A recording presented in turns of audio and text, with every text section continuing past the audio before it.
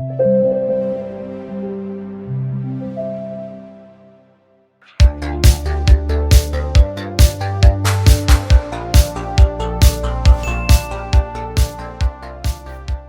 everyone, welcome to another episode of Open World. Hi Lali, hi Meli, hi everyone from the other side of the world, of the screen. Today we are happy to have an amazing guest who considers himself as a happy person and someone with a couple of years under his belt. He has worked in Star Wars, Pokémon, League of Legends, Fortnite, Far Cry. We have today with us Theo Cuny. Theo, welcome to Open World. Thank you for being here today. Thank you for inviting me. Thank you, Theo, for joining Pleasure. A pleasure. So I think that the first question that we should ask you is, who are you? Can you walk us through a little bit about your career, how you started, what did you study? And first of all, what do you do to be happy? Like, why do you consider yourself a happy person? Because I want to know, like, for real. All right, I'll try to answer this question first. We can get from it. I think it's a very unique thing to each individual. It's about being able to know the limit between compromise and sacrifice, about being yourself, true to yourself and your values, and sometimes being able to make hard choices, like leaving a company where you're just not happy because of a toxic environment, those kind of things. It takes some time, and it's not an objective you reach, it's a path, so you constantly try to change, evolve, and take a step back. And for me, being happy is being surrounded with what I call my 3F, so family, friends, and food. I'm French, so that's what matters the most. I travel a lot, yes. And video games, and try to think what I want to do, where I want to be, and try to reach this objective. This is my happiness. I love it. I love it. Yeah. What a great start for the episode. Yeah. And to go back to your question, Alexis, yes, I can try to introduce myself. It's not an easy question, never easy. My name is Theo Cuny. I was born in a small place called Monaco, and I grew up between Monaco and Paris. I've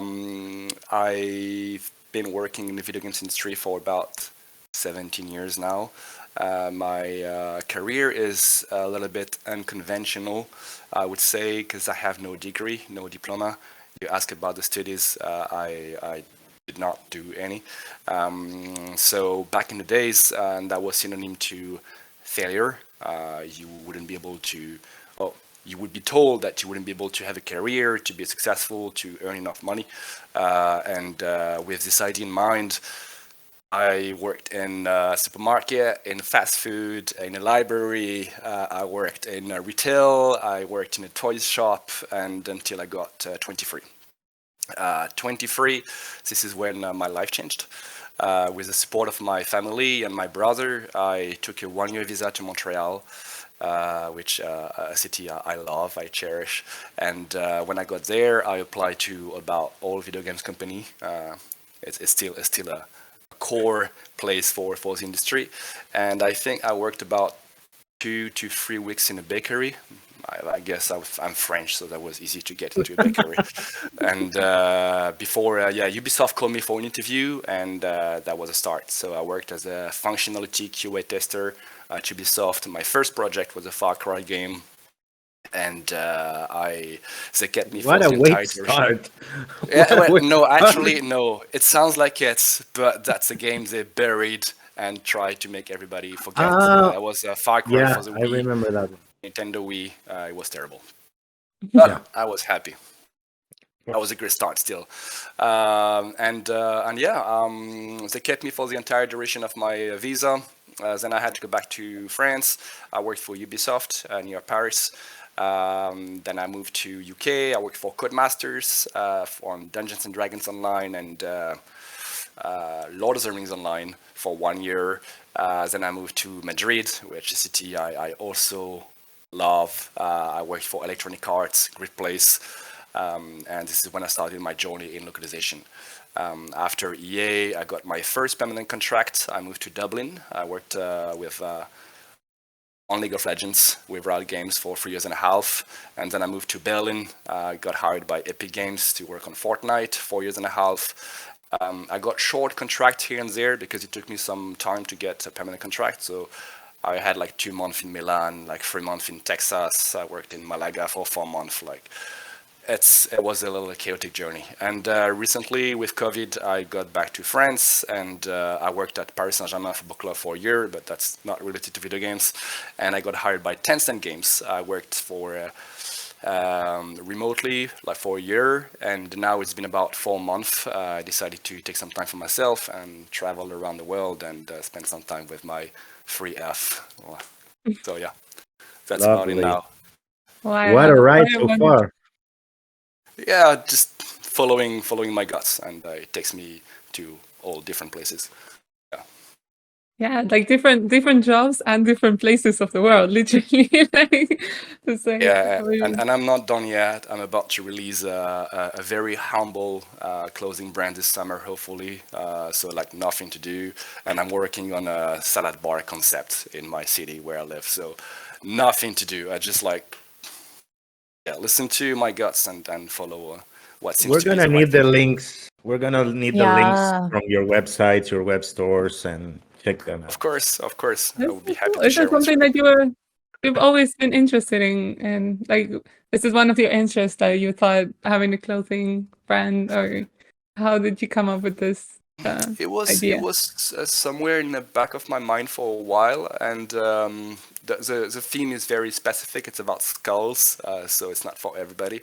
But I'm a fan, and because I travel a lot, I always try to buy something like a pair of socks or a T-shirt with skulls, like everyone in the world. And actually, I found it very hard to find something that I liked. It's quite often very stereotypical. So I thought I would try to make myself to make a brand that I would actually be happy to wear and share. And COVID made me do it. I had a lot of time.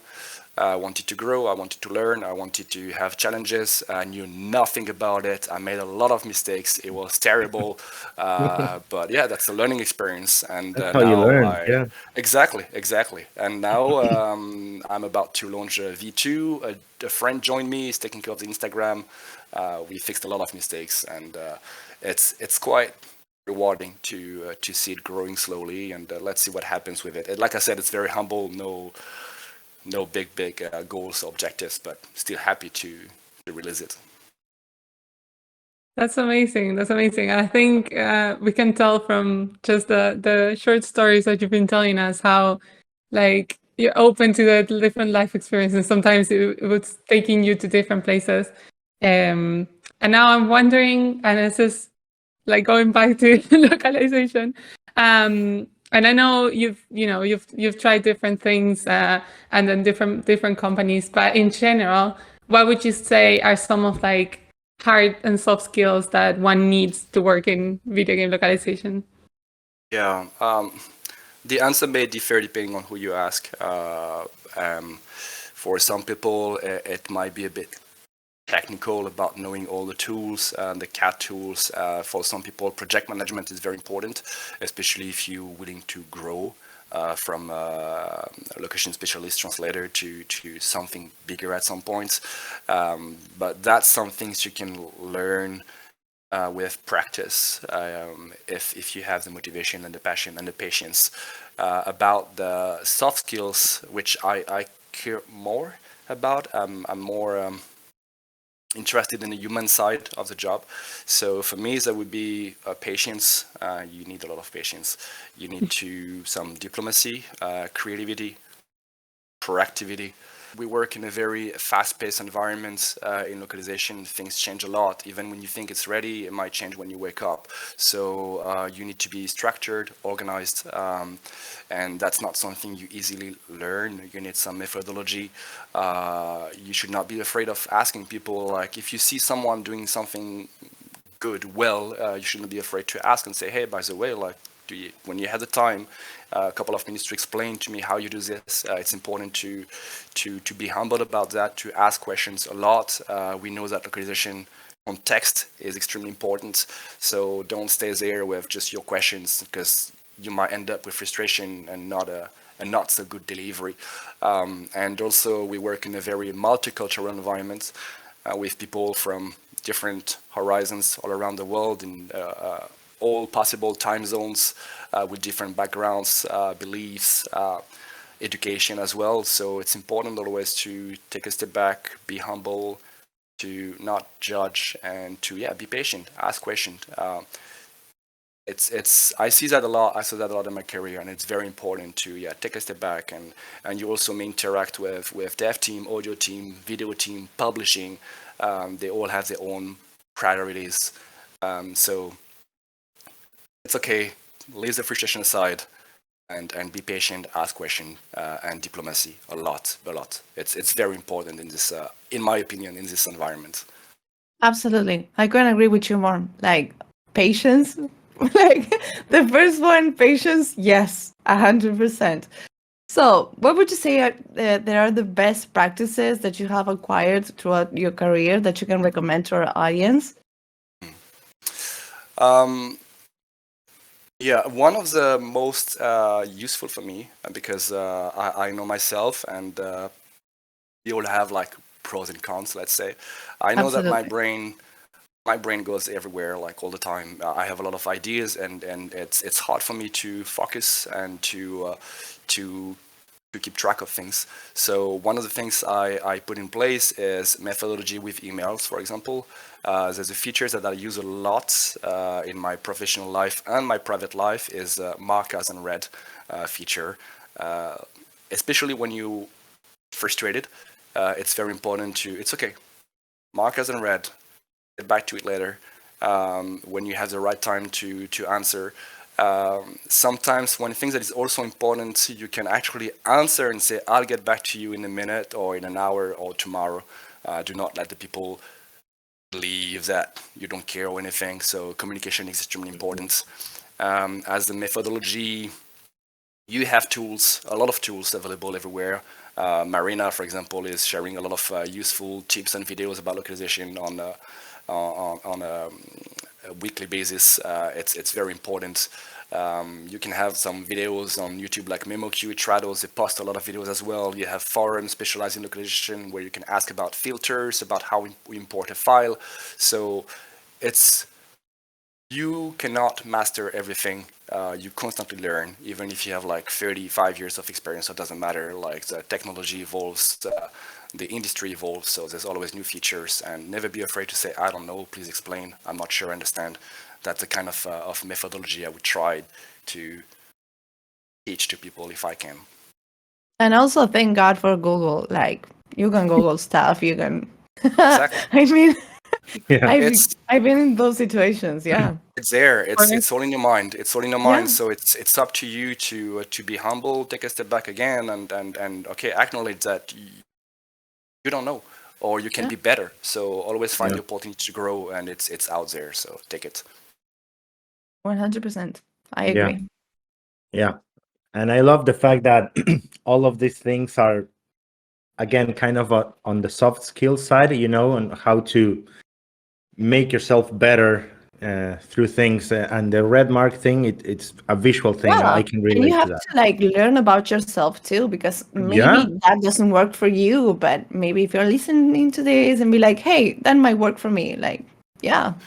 Awesome. There's one thing that I learned over time, and not necessarily the easy way, is we are in a very competitive environment. I talk about localization, but life is just competitive, about jobs, about everything is competitive. Instagram makes you compare yourself to people all the time, and yes, exactly. And in your job, it's easy to blame yourself or feel bad because you're not good at something, and it's actually okay. It's okay. It's okay to fail. It's okay to try. Just try again. Just try again. Find the way. Like I'm not good at focusing. I will never be. That's the way I am. So I found a way to help me go through this, and it's okay. I don't have to fix myself. I have tools around me, filters that can help me do the job without compromising on myself. I love that.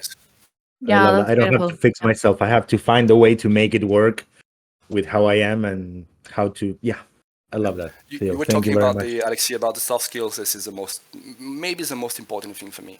I often ended up in situations where we had to hire people, and you can have on one side a profile with a lot of experience, with all the hard skills, let's say, but you're not sure that person is going to be a good fit. And for me, I would 1,000 times I would most likely pick a person with passion, patience, diplomacy, maybe new to the job and willing to learn, to grow, and that would just fit. And I would really want to work with that person in a year or in 2 years and more. So, yeah. That's That's great. beautiful. That's beautiful. Inspiring. Yeah, totally. Yeah. Okay, so to move a little bit up from work, because we work in localization, we work with video games, right? So this question splits in two. So, what are your all-time favorite games? And what are you playing right now if you are? And if you're not, what would you like to play right now that it's like, oh, I can't, I'm just traveling too much? I'm trying. I Yeah, know that. that's really, it's true. That's not easy. Okay. It's not an easy question. I think I was 3 years old the first time I got my hands on a video game. That was on an Amstrad in 1985. That's how old I am. And because I have older brothers, I also got the chance to play on Amiga, M05, Macintosh, like those. I think I own almost all consoles. So my favorite games of all times, it's not an easy question, but I would say maybe Secret of Mana was one of them on Super Nintendo. EverQuest, because I got the chance to play with my bigger brothers. That was a big thing for me. Yeah. Might and Magic 6, Might and Magic 3, Heroes of Might and Magic, Yeah. Diablo 2, Witcher 3, Borderlands, Last of Us, big heart to Last of Us 1 and 2, Plague Tale, Diablo 2, Duke Nukem, Doom, like those old classics. That's my, what brought me here. Yeah. And about the second part of the question, what I'm playing right now, I'm playing Sherlock Holmes. I think, Lara, you playing it? Or? Oh my God, I finished it. Yeah, I think I saw you was not posting. expecting that. Don't spoil it for him, just in case. No spoilers. Yeah, I'm only in like chapter 4 because I started before the travel and then I came back. I played a few hours and then I left again. I'm a huge fan of Lovecraft universe. Same. So I had to get my hands on it. I'm enjoying it a lot at the moment. That's the only game I'm playing because, like you said, Alexis, I'm traveling a lot. Yes, sir. And I'm actually, when I'm traveling, I'm playing an old game, Might and Magic 6, Mandate of Heaven, which is like a 20 or 25 years old game, because I can save and quit. I don't have to commit too much. And again, I would like to play the new Diablo, I think, but I'm going to wait a bit. You should. It's harder for me. It's harder and harder to accept to spend like 70, 80, 90 euros on a game. And especially because I know myself, I will play like 20 hours straight and then it's going to be gone. And that's it. So I'm going to wait for it to be on sale. And by the time that we are recording this episode, we still don't have, for instance, I don't know, armor sets, or there aren't any like the breaches that you could enter in Diablo 3, the dungeons. So, but we're going to have new content and updates and new seasons by October. So it can only get better. So if you wait it out, it's going to be even better. So I'll wait. You're on the right track. Yeah, and I'm traveling so much. I don't want to start playing and then I have to put it on hold for like 3 weeks. You won't be able to. Exactly. That's why I'm waiting. Yeah. Yeah, I'm curious. How do you play, like, when you're traveling? Do you take your computer with you, or do you like? I have my laptop almost always with me because I'm working on this clothing brand that's taking a lot of time. I'm working on a different project as well, so I need to have my laptop with me most of the time. And but I don't want to commit to, because I'm traveling. It's beautiful outside. I don't want to spend like 10 hours on a row. So I'm taking like an old game I played, and it's okay to. This is how I play it. I used to play on mobile, not anymore. I'm just annoyed with the mechanics and the pay to win it was great to hear like your just what games you like and just hear about all your career and from all your experience. I imagine from when you started to right now, there's been a lot of changes. But how do you think like technological advances kind of impacted that from when you started to right now, like Yeah, video game devices? that's an excellent question. As I told you, I joined Ubisoft in 2006. This is when my life changed. 2006, the internet was around for about 10 years, a bit more. 2006, it's the first translation release from MMOQ. So I saw it. You saw it. You saw it. You saw it born. Exactly. Exactly. The year after 2007 was the first translation product from SDL and Trados as well. So it was all new, very exciting, very buggy. There was a lot of frustration, crashes, very slow. You had to be careful about how many words you would put in the database because not no space. But it evolves so fast and so well. Nowadays, like it just take a few seconds to get something translated by a machine, and the result's going to be very good. And about that, I think it's natural and inevitable evolution. And I'm actually looking forward for some fields. If you think about, like, take me for example, I lived in 6 different countries, and we live in a world where more and more you have like migration fluxes between countries, it doesn't matter anymore. You can be Spanish, Chinese, doesn't matter. You can end up in any country, and it's going to be kind of okay. Now about medical, legal, administration, it's very difficult. As an anecdote, I ended up myself in a hospital, like emergency units at like 2 or 3 a.m. some years ago, and I found myself translating the symptoms from a Mexican woman to a French nurse because she couldn't explain. And now I imagine like what could happen with technology in a few years, where it doesn't matter where you are, who you are, and the barrier will fall. So I think it's very important. Now about localization, video games, it's a bit different. There's one thing that technology will not take away. It's the difference between translation and localization. If you want a great product, the best product for your audience, for your global audience, you need emotion, you need a joke, you need synonym better than a different one, you need a cultural exception, and for that you need good people. So it's a natural evolution. It's going to bring a lot, but for video games and movies and entertainment industry, I think we still have a bright future for localization people. Absolutely. I love that. Yeah. This is I a great couldn't agree with takeaway. you more. There's so much talk nowadays about AI and how it's changing our industry. So it's really interesting to hear your opinion about it from the video game localization side.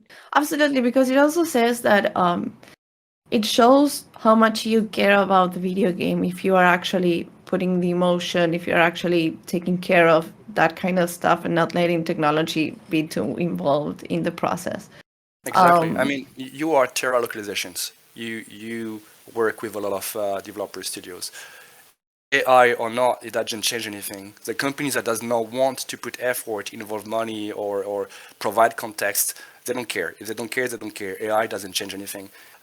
This is what localization is about. It's a group of people working on the same objective. It doesn't matter if you're inside the company, what role or title you have, or it doesn't matter. So, yeah, it's... Absolutely. So I'm going back again with the advices because I think that you're such a notable person. Like, oh my God. What advice would you give to someone who wants to pursue a professional journey in the AAA industry? Because it's just like hearing you speak and all the emotion and all that you've been through is just incredible. Like, I'm amazed. Yeah. And before you start, Theo, I love that when you walked us through a bit about your when you walked us through your journey, you made it sound seamless, but at the same time not simple, not something that just came easy. So Nothing. Sorry, I had to share that. It was in the back of my mind from the beginning of the interview. Nothing is Absolutely. easy. Life is hard. Whoever you are, it doesn't matter, rich or poor. Your the color of your skin. Nothing is easy ever. You will not, unless maybe you're the son of like Bill Gates and you don't care about like anything. And still it depends. Like I mean, the health is important. Like you can still be affected by the world around you. And nothing is easy. The mindset changes everything. How you go through things. At the moment, we talk a lot about gender equality, failure, acceptation of your body, your own body.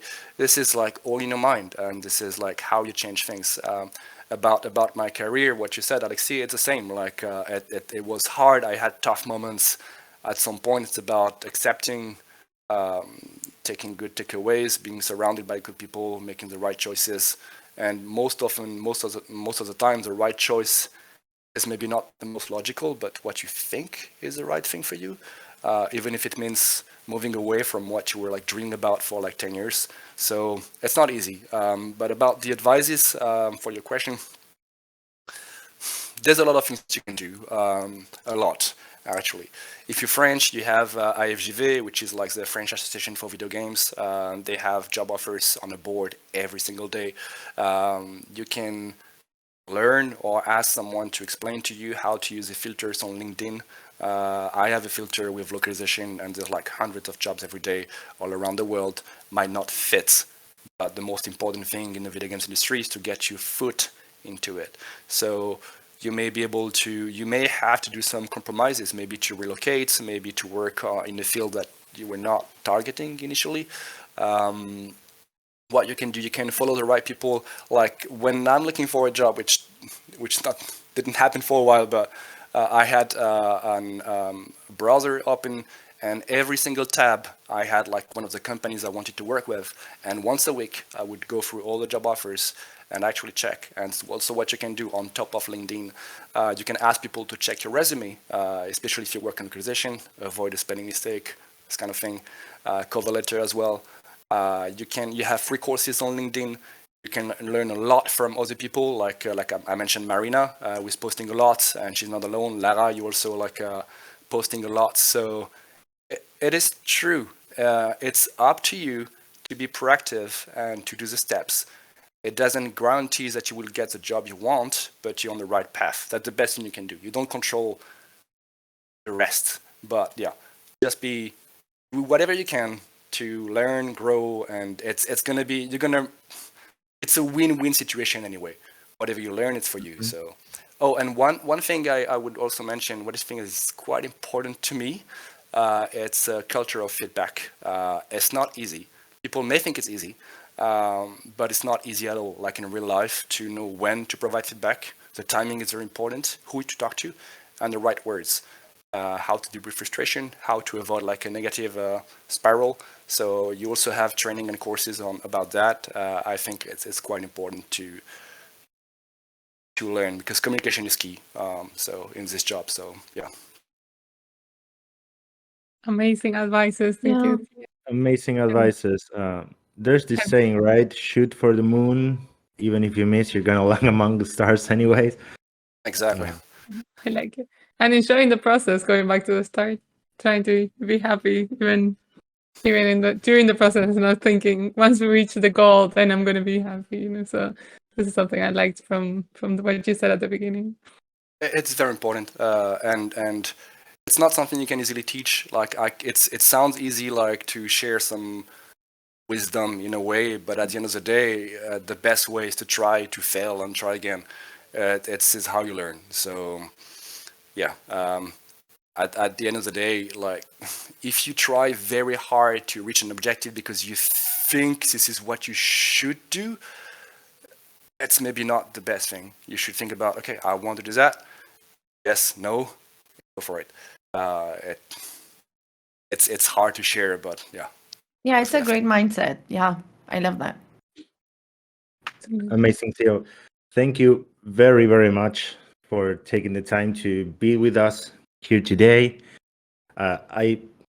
We could go on. I mean, we had go on talking over dinner in the past, but for today's episode, this is the end. Thank you very much, Lali, Meli, and thank you all for sticking around till the end of the episode. And please don't forget to follow us on our social media down below. We're going to leave you the links. Yeah, I don't know where it is. Here. You know where it is. You know where they are.